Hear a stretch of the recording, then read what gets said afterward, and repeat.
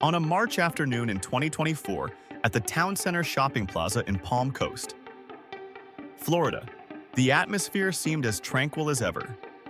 Cars streamed in and out of the parking lot. Shoppers bustled through major stores like Bath & Body Works, TJ Maxx, and Ulta Beauty. Retail workers greeted customers with smiles, while Florida's sunshine poured through large glass windows, creating a lively yet relaxed scene. No one could have predicted that, within a few hours, a brazen theft would transform this place into the starting point of a dramatic chase, leaving 3 suspects stranded in a muddy pond on the outskirts of town.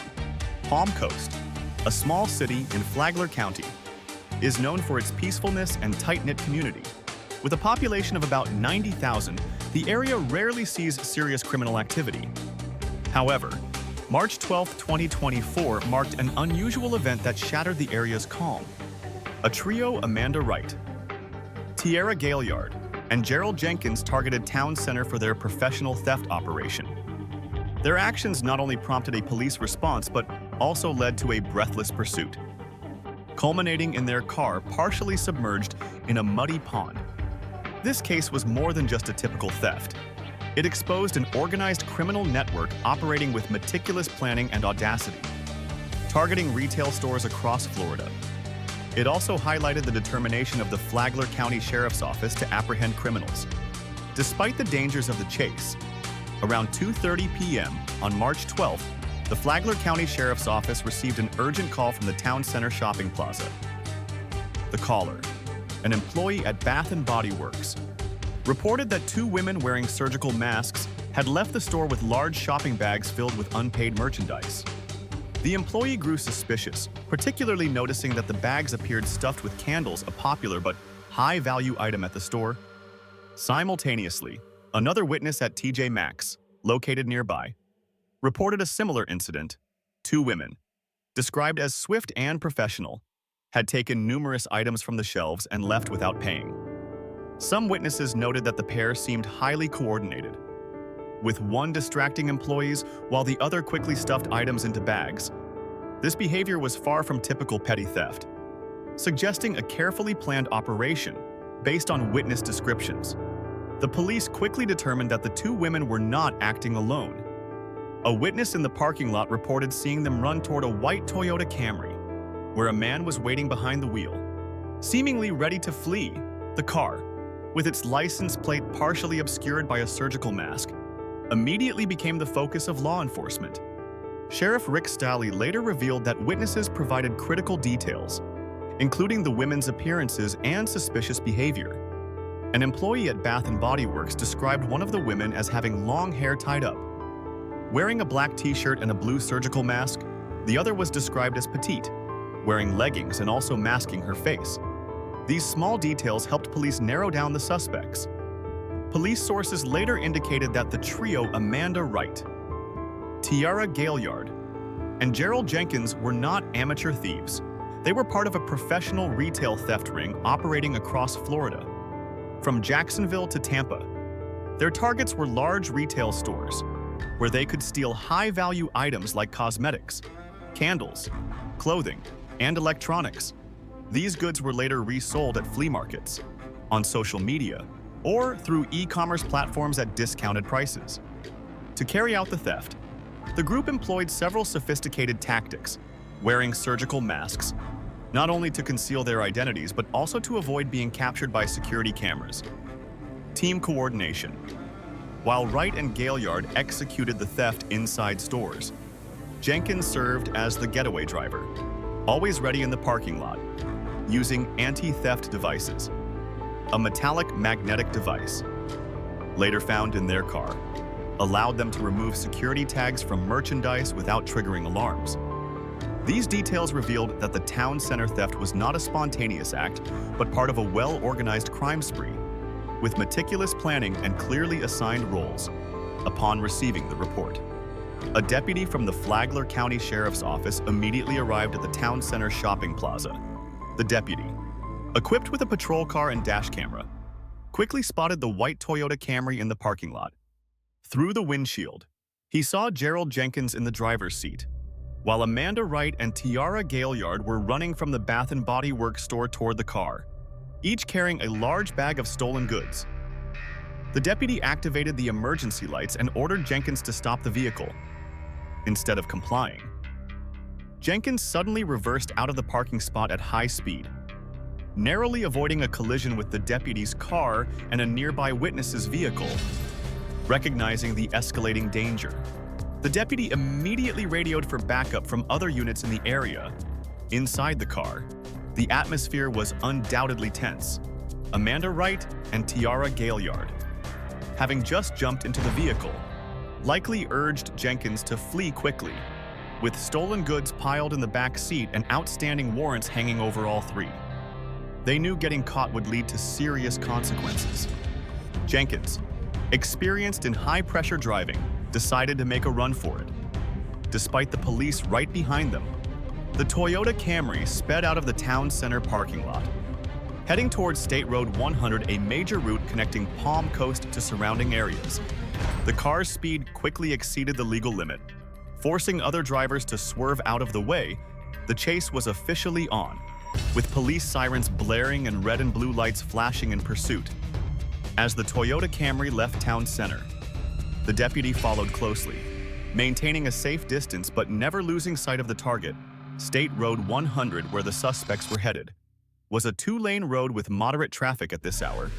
Jenkins, with the recklessness of someone accustomed to fleeing, kept accelerating, trying to distance himself from the police. Meanwhile, the Flagler County Sheriff's Office deployed additional units for support. Several patrol cars from nearby stations were dispatched, forming a net to block potential escape routes. The police also notified authorities in neighboring counties, in case the suspects crossed Flagler County lines.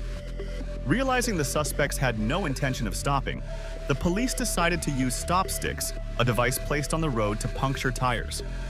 Forcing the vehicle to slow down, one unit chose a strategic spot near the intersection of State Road 100 and the ramp to Interstate Y95, close to a gas station. To deploy the stop sticks, this was a choke point where the road narrowed, and vehicles typically slowed down. As the Toyota Camry approached the area, Jenkins seemed to spot the danger. He swerved sharply, attempting to avoid the strip of stop sticks laid across the road. However, this reaction proved to be a fatal mistake. With high speed and a slick road from earlier light rain, the car lost control, veered off the lane, and plunged straight into a retention pond beside State Road 100. The pond, designed for stormwater management, had a thick layer of mud at the bottom and was deep enough to trap the Toyota Camry. The front of the car sank into the water, while the rear remained elevated, creating a scene both dramatic and comical. All three suspects, Jenkins, Wright, and Gailyard, were stuck inside, unable to open the doors due to water pressure and the clinging mud. Deputies quickly approached the scene. With assistance from a rescue team, they extracted each suspect from the vehicle. Jenkins, in the driver's seat, was the first to be pulled to shore, followed by Wright and Gailyard. All three were soaked, covered in mud, and visibly shaken. The chase, lasting less than 15 minutes but filled with tension, ended with the three suspects handcuffed beside the pond, under the gazes of witnesses and passers-by. After apprehending the suspects, police conducted a search of the Toyota Camry, though this was challenging due to the vehicle being partially submerged. What they found confirmed that this was not an ordinary theft but part of an organized criminal operation, stolen merchandise. A total of $1,836 worth of goods from Bath & Body Works and TJ Maxx, including 50 candles from Bath & Body Works, clothing, cosmetics, and other accessories from TJ Maxx. Additional bags of merchandise from other stores suggested the group had hit multiple locations before arriving in Palm Coast. Anti-theft device.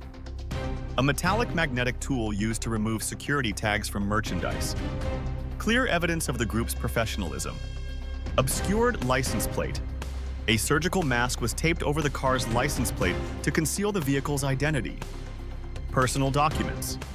Identification papers and receipts from prior thefts, linking the group to crimes in Jacksonville, Tampa, and St. Johns County. A background check on the suspects revealed extensive criminal histories and active warrants. Amanda Wright, 36, from Jacksonville. On probation for a retail theft in Jacksonville from July 2022. She had a long history of thefts from retail stores. Tiara Gailyard, 29, also from Jacksonville. Wanted in St. Johns County for theft. Gailyard was known for her role as a distraction in theft operations.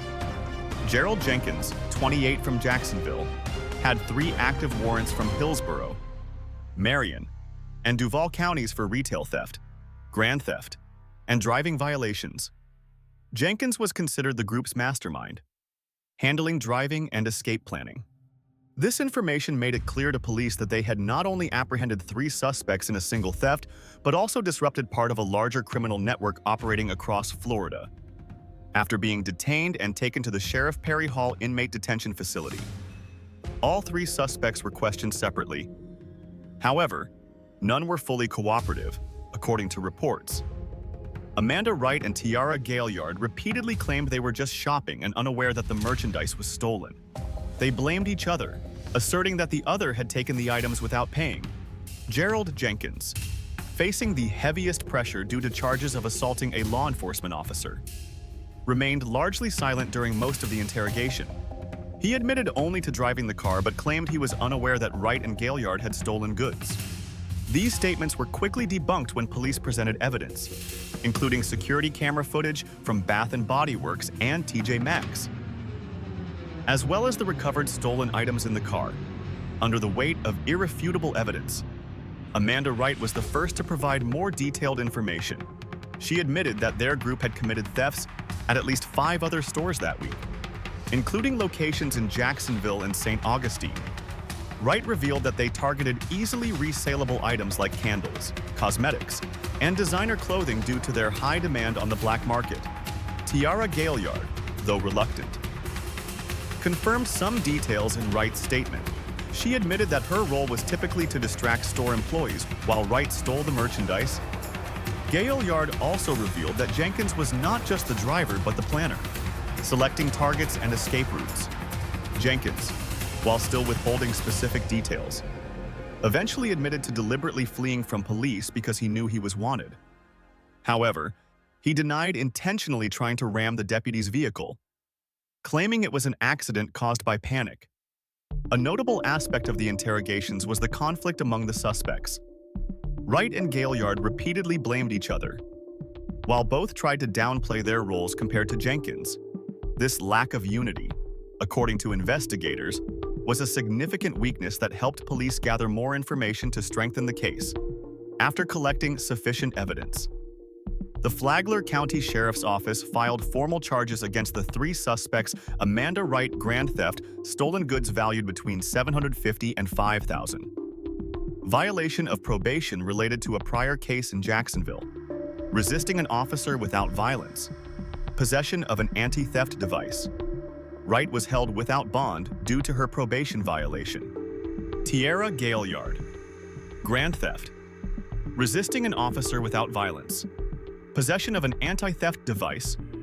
Violation of a warrant from St. Johns County. Gailyard was held with a $40,000 bond. Gerald Jenkins, assault on a law enforcement officer related to nearly striking the deputy. Grand theft. Resisting an officer without violence. Possession of an anti-theft device. Driving with a suspended license. Violation of 3 warrants from Hillsborough, Marion, and Duval counties. Jenkins was held without bond due to the severity of the charges.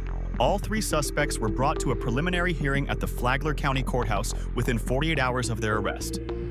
There, the prosecutor presented key evidence, including security camera footage, recovered stolen goods, and witness statements. Given the seriousness of the case and the suspects' criminal histories, the judge ordered them to remain in custody pending formal trials. The case garnered significant attention from local and national media.